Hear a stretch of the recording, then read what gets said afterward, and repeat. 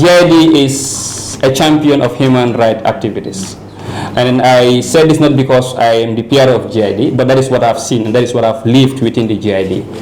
The first thing you see when you came here is what? Red Cross Society. They are our first point of contact when we intercept migrants. Remember, we are not given we don't have the health capacity. We have a medical team, but that is not their mandate. So when we have interception, the first thing we do is to call the Red Cross Society.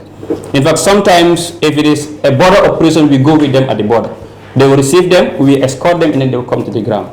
The Red Cross now will provide them with their feeding, 3 square meals a day. They will provide them psychosocial support. They also provide them any health issues that they may need. In a circumstance when somebody's health is deteriorating, the Red Cross doesn't have the powers to handle that. We refer them to the health center straightforward. So there is no circumstance when GID compromises with the health of those intercepted.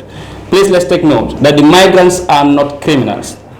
They are not perpetrators, but they are victims of the system. And by virtue of that, it is our mandate, it is our duty as law enforcement officers to safeguard their lives and their properties. So we don't joke with their welfare. If you ask them out there, they will tell you that we're taking care of them. We may have a capacity gap, but I have to outline that we don't have an adequate reception center where they can have their bed, sit down or lie down comfortable and sleep. That is a gap we faced. If you look at the reception center here, you don't see any beds. And since we're talking about human rights, they should be able to have a bed where they can sleep comfortably. But is it in GID's powers to be able to provide that center? Does our budget contain a place where we can build that center? So we only have our hopes on what? Budgetary allocations and support from partners that we are working with. And our director currently, recently he traveled all the way to Germany and had engagements with them. And in most of his engagements, he always prioritized a center for reception.